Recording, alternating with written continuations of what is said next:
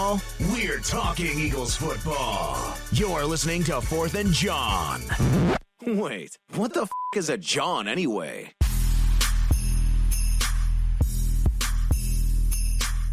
What's up, Philadelphia? We are live, broadcasting from the beautiful new media studios right outside of Philadelphia. Welcome to 4th and JAWN, episode number 16. Yes, ladies and gentlemen, specifically ladies, you're not the only ones that can fake it. We are faking it too. We are faking being excited to be here. We are faking being happy. We are faking enjoying watching this team. Disappointed? Yes. Disgusted? Absolutely. Down in the dumps? You betcha. But for some reason, this loss feels a little bit more disheartening than the last couple ones. Especially when you consider that the Eagles have been stacking L's like a goddamn Jenga game, just waiting for the entire thing to topple over. This loss feels a little bit different. Because whereas in other losses we could point to a specific person or a group of people and say it was your fault. You're the scapegoat. Nelson Aguilar, you're dropping passes and getting penalties. Doug Peterson, you're not calling the plays right. Zach Ertz, you're getting penalties and you're not making blocks. This loss feels a little different in this. The Eagles just aren't that good. I mean, they played their hearts out. They played hard. Zach Ertz was fighting for every single yard that he could. Nelson Aguilar was making plays. Hell, Leotis McKelvin, who was a scapegoat for a lot of the other games, he ran one in for a touchdown. All the people that we were pointing to, Fletcher Cox, that we were saying it's your fault. This is the reason why you're losing. We can't point to that in this game. The only thing that we can point to is just, quite frankly, they're not that good. And I take some positives. I take some positives away from saying that, hey, listen, they're playing their hearts out. They're putting forth the effort. They're rising up to the challenge that Doug Peterson is putting in front of them. But then I catch myself. And I catch myself as a grown man giving other grown men participation trophies. Like, look, you get a trophy for just showing up. You lost to a division opponent, to the Washington Redskins, who, like a crazy ex-girlfriend, still has our number. We're giving out participation trophies, and that is frustrating. And look, I get it. It's a rookie head coach in his first year implementing a new system. We have a rookie quarterback who has a bright future ahead of him. This team is devoid of talent via Chip Kelly, who is both evil mastermind, and football tard. Strip this team completely of talent. I get that. But I also understand the frustration that comes along with it. Because while we as Eagles fans might have sat here before the season and said, hey, listen, they're probably going to go 7-9. Some of you said 8-8. Some of you said 9-7. Far and few in between was we're going to go 4-12, although those people are looking like they might be right now. Or the people who said we're going to go 11-5. Most of us thought that they were going to be somewhere in that middle range, if not a little lower, because, hey, they're in a rebuilding year. But that doesn't mean we got to like it. That doesn't mean that it doesn't hurt going through it. That doesn't mean that the frustrations mount and the holes in this team don't get exposed. I'm not happy about it. I understand it, but I'm not happy about it. Listen, I know that come October, the weather's going to start getting cold. That winter's just around the corner, and when you get to this time of the year, it's going to be cold as balls. I understand that. I anticipate that. I expect that. Doesn't mean I fucking like it. Doesn't mean I'm not going to bitch about it being too cold, that this weather sucks, and not one spring. Meanwhile, through all of this, I'm watching my enemies get stronger. I am watching the Washington Redskins win another game against the Eagles for the umpteenth time in a row. I am watching the Dallas Cowboys continue to be at the top of the NFC East and the NFC, as I throw up a little bit in my mouth. And I am watching the New York Giants ominously, for the rest of the NFC, get hot at the right time. And you can put aside the Detroit Lions. You can put aside the home field advantage that the Seattle Seahawks have.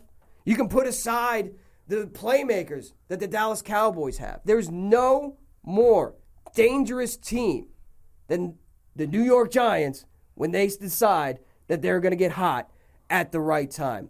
Right now, I want to throw it to my man, Philly Mike. He was down there at the game, and he's taking care of our social media. Where can they find us? And you were there, man. Tell us your thoughts. All right, y'all guys can hit us up on 4thandjawn.com or facebook.com/4thandjawn or at 4thandjawn on Twitter.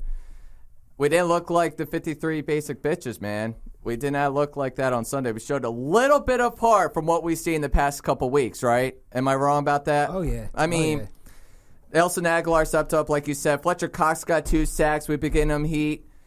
Zach Ertz got a breakout game, a quote-unquote breakout game. I mean, yeah, slow clap, yeah. But our O-line's getting depleted, which really sucks right now. And you know what? Deshaun Jackson got a touchdown on us. He didn't even get cocky about it. He didn't dance like he usually does against us. Yeah. Gail pointed that out. You know what? Could it be a homecoming of Deshaun Jackson again? It could be. And as our enemies get stronger, as I previously mentioned. Right. And we seem to be dropping like flies. John Dornbos on injured reserve. Wendell Smallwood on injured reserve. We got Sproles and concussion protocol. Sproles and concussion don't get me started, man. Brandon Brooks. Well, that's a whole different story. Yeah. Brandon Brooks, who we'll get to a little bit later, missing games. As we're continuing to basically like drop like flies, our enemies are getting stronger. So what do you do in any war when you're losing? You retreat, you regroup, you return. So the focus of this show is not going to be what happened during that loss. It's not going to be the upcoming game versus the Baltimore Ravens, with the exception that Gail and I are going down there. Guys have some balls to go. Well, listen, it's paid for. You know what I mean? I bought those tickets when the team was 3-0, and you take a look at the schedule. Got a little hype. Got a little hype. Baltimore is in striking distance. All right, it's within driving distance. About 2-3 hour drive. That's it. Yeah. You know what I mean? You can score yourself a hotel room. They had the Redskins, the Giants, then the Dallas Cowboys. 3 big divisional games out of the last 4 games. Like early on in the season, which seems like light years ago. The attitude that we had in the beginning of the season, the excitement, the promise, it seems like years ago. It was just mere months ago we were talking about this. But nevertheless, the Baltimore trip is paid for. So what I want to get to today is, again, not looking at what just happened at Lincoln Financial Field, losing to the Redskins in the last minute. And it's not towards the Baltimore Ravens or the New York Giants or even the Dallas Cowboys. I want to focus on that retreat, regroup, return aspect. Mainly free agency. Because there's a lot of talk. Already the free agency talk has arrived for the Philadelphia Eagles fan base when we start talking about next year. And all the Twitter GMs come out of the woodwork. They're my favorite on Twitter, man. Whether it be for the draft or for free agency, all the Twitter capologists, all the Twitter GMs. Analysts, the whole bit. Yeah, so, I mean, I don't want to debunk anybody's thought process. I don't want to crush anybody's hopes and dreams. But I just want to shed a little light on what we have ahead of us. Plug the phone number. Okay, 215-515-2924. Sorry about that. I got so intense on what we're going to talk about. We want to hear from you guys. 215-515-2924. I took a look earlier today at the list of free agents, right? And as they could pertain. There's a lot of free agents out there. But then there's a lot of them that not necessarily are a need for the Eagles. So I just started to take a look at, what the basic needs on this team are. And if you look at where the Eagles are ranked on offense and defense, there's 2 glaring holes, and that's the one, their passing offense. They're ranked 21st in the league right now. And their passing defense, they're ranked 20th. Obviously not good enough to get the job done on both sides of the ball through the air. So I wanted to focus primarily on wide receivers and corners. Because they're going to be the 1A, 1B of free agency. Definitely. They're going to be the 1A, 1B of the draft. Yeah. They're the 1A, 1B team needs on this team. So you start looking down the list. And again, as I rattle off this list, some of the guys you're never going to hear of, especially when it comes to offensive linemen. I also threw in there interior offensive linemen. Because at this point, it's looking like that's going to be a focus of free agency as well. You take a look at a guy like Alshon Jeffrey with the Bears. Doug Baldwin, Seattle Seahawks. He's not going anywhere. No, right? there's not no leaving way. Seattle. No, way. he's not leaving Seattle. A, the team won't allow it. B, he'll get tagged. Kamar Aiken, likely to hit the market from the Baltimore Ravens. Again, not a big name. Kevin Zeitler, center for the Bengals, could be moved to guard. David DeCastro of the Pittsburgh Steelers, another center. Depends on what happens with Kelsey. Eric Berry, probably going to get a tag. He is to guarantee. I don't see him leaving Kansas City either. And all he's been through with the Chiefs, I just don't see it. Yeah, and safety's not exactly a huge need on this team. No, it's more the definitely cornerback not. position. Oh, Again, yeah. I'm just running through lists of free agents, typing down names. AJ Bouye, cornerback from Houston. I have no idea who the hell he is.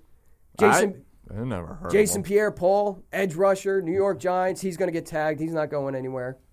Yeah. It wouldn't fit in an Eagles uniform anyway. Yeah, that just not only would that not look right, TJ but Lang, guard for the Packers. Terrell Pryor, okay, wide receiver, Cleveland Browns. Morris Claiborne, quarterback, Dallas Cowboys. Cowboys are in bad cap shape. Chances are they'll tag him. They'll find a way to keep him in-house. Larry Warford. Again, I'm just going down this list and looking at these names. Eddie Lacy. Who wants fat Eddie Lacy to he replace gained about Ryan? 30 pounds in the offseason. Yeah, okay. And they don't want him. Keep moving. Fuck An that. interesting name out there, Stefan or Stephen Gilmore. Okay, cornerback for the Buffalo Bills. Jim Schwartz. I mean, yeah, Jim Schwartz, but that's what we said about McKelvin. Well, I look at he- McKelvin he- right now. I like the name Stephon Gilmore, first-round draft pick from a couple years ago, but I would have to see his stats first because I haven't really been paying a whole lot of attention to what's been going on with their defense. And again, this list, by the time we get down all these names, and already we're getting to like what you could consider. You know when you're drafting in fantasy football and you get the fourth and fifth rounds, you're like, who the fuck am I even taking? Yeah. I'm looking for a third wide receiver here. Now you're getting down to like the mid-range kind of, okay, maybe, depending on the price. Ted Ginn at 32 years old. Brandon LaFell. Anquan Bolden, old as dirt. Kenny Stills. Deshaun Jackson. Not yet. I'm just going unrestricted free agents. Terrence Williams. Why? Marcus Wheaton. Promising young wide receiver. Hurt right now, but, Pittsburgh's probably going to keep him. Dre Kirkpatrick never lived up to that first-round, pick status. DJ Hayden. So already we're down to the point in the list where free agents that are pertaining to the Philadelphia Eagles and the needs that they have, you're kind of looking at it like, all right, what?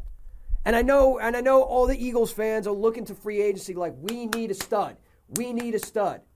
Who's going to be the stud Who's in the gonna free be the agency? stud? Who's going to be? I mean, we've been preaching the past couple of weeks, Terrell Pryor or Alshon Jeffrey, but that's just wishful thinking for us. But besides those guys, who else is like a big, humongous stud in free agency? Like you said, I don't see much in free agency. So, I mean, which means we're going to have to draft really well.